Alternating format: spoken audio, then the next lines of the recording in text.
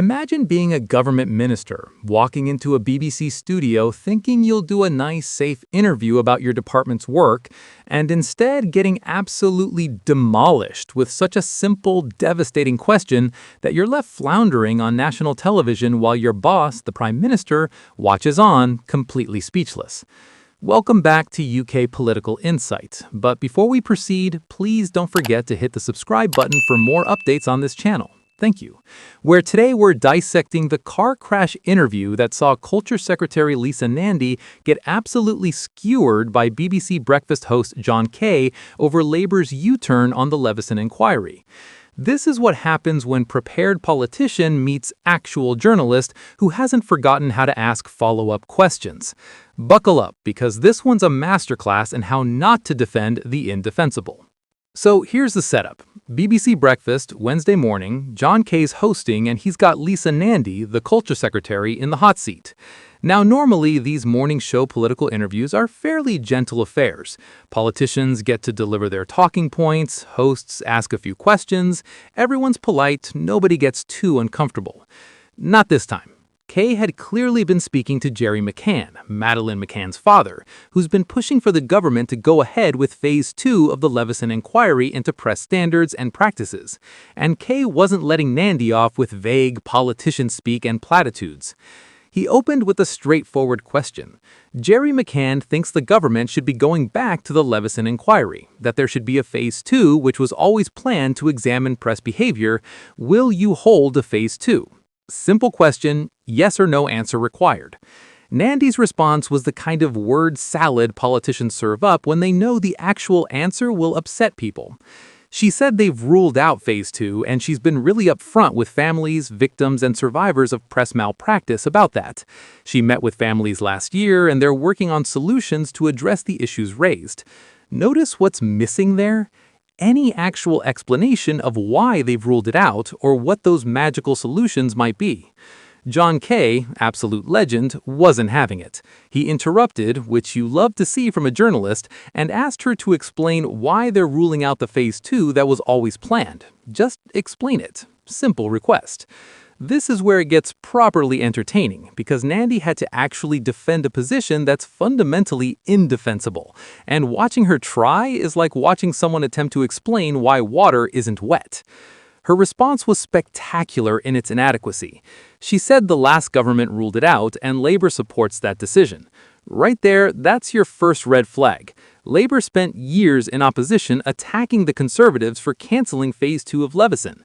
Multiple Labour politicians, including people now in cabinet, said it was a betrayal of victims and showed the Tories were scared of the press. Now they're in power, and their position is, we support what the Tories did. That's not just a U-turn, that's a complete abandonment of principle the second it became inconvenient. But wait, it gets better. She then tried to justify it by saying when Phase 2 was recommended and when these issues took place, the landscape was very different.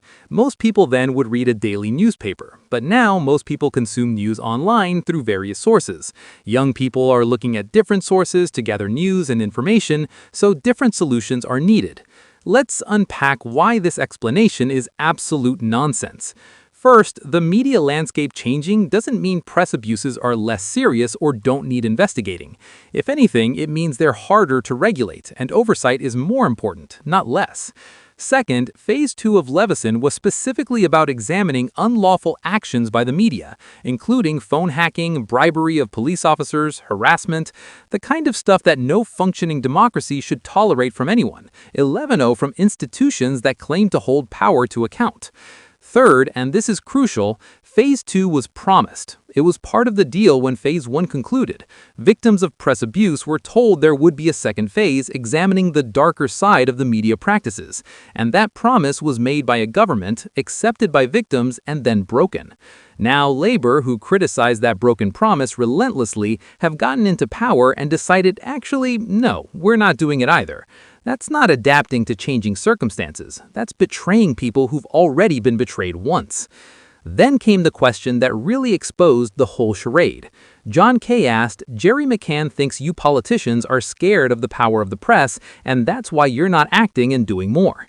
Nandy's response was defiant and blunt. Well, I'm not. Except actions speak louder than words, and the action here is canceling an inquiry that would scrutinize press behavior and hold powerful media organizations accountable. If you're not scared of the press, why are you refusing to investigate them? It's like someone refusing to open a door while insisting they're not scared of what's behind it. Nobody's buying it. The context here is absolutely vital because this isn't happening in a vacuum. Gerry McCann gave a rare interview on Radio 4 where he detailed how his family was subjected to monstering by sections of the press after Madeleine disappeared in 2007. He said the media repeatedly interfered with the investigation, which he believes has hindered the search for his daughter.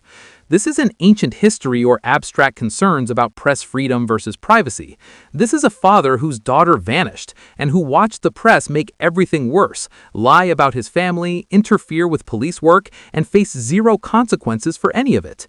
He's not alone. Prince Harry, who's fought his own battles with the tabloids, fully supports implementing Leveson's recommendations as essential reforms to protect the public while safeguarding responsible, free, and fair journalism.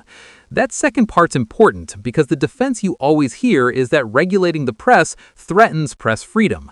But the Leveson recommendations weren't about shutting down newspapers or preventing investigative journalism.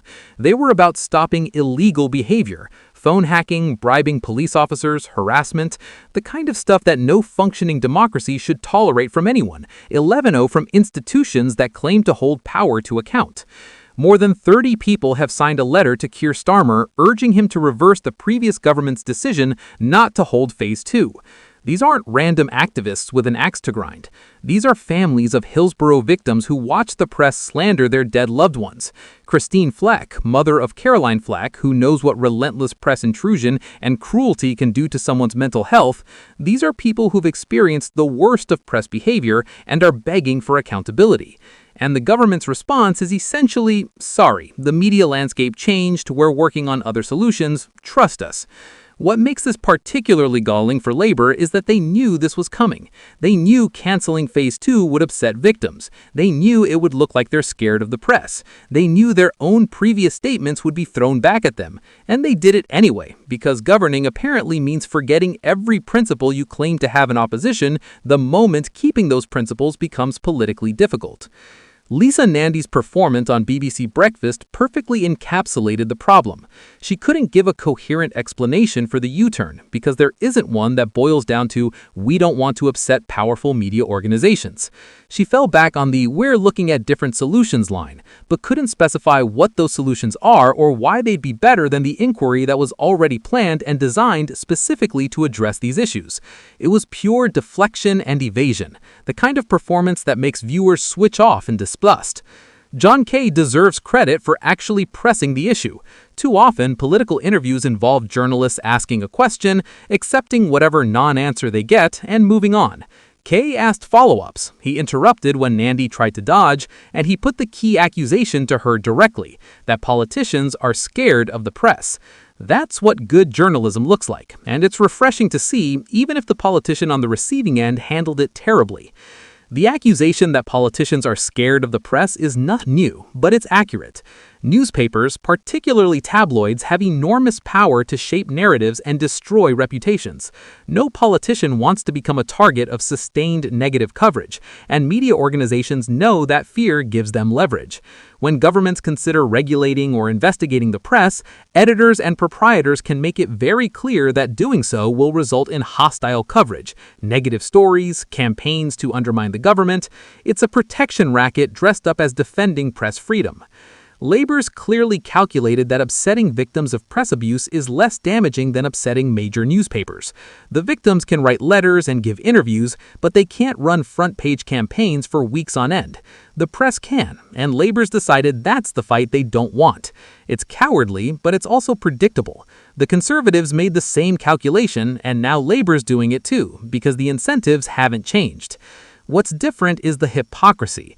The Conservatives never pretended to be champions of press accountability or victims' rights. They canceled Phase 2 and basically said, yeah, we don't want to do it, move on. Labour spent years attacking them for that decision, building up victims' hopes that a Labour government would be different, would be braver, would prioritize justice over cozying up to media organizations. Then they won power and immediately adopted the exact same position they'd been criticizing. That's not just disappointing, it's a betrayal of everyone who believed Labour would be different. Starmer's been completely speechless on this, which tells you everything. He's not defending the decision publicly. He's not engaging with the letter from victims' families. He's letting ministers like Mandy go on TV and get skewered while he stays quiet. That's not leadership. That's hiding. If you genuinely believe your decision is right, you defend it yourself. You explain your reasoning. You face the people you're disappointing. Starmer's doing none of that because he knows the decision's indefensible and he doesn't want to be the one trying to defend it. The "we're looking at different solutions" line is particularly insulting because it's transparently meaningless. What solutions? When? How will they address the specific issues Phase 2 was supposed to examine? Nobody knows because the government hasn't said. It's the classic move of canceling something concrete and promising something vague instead, hoping people will forget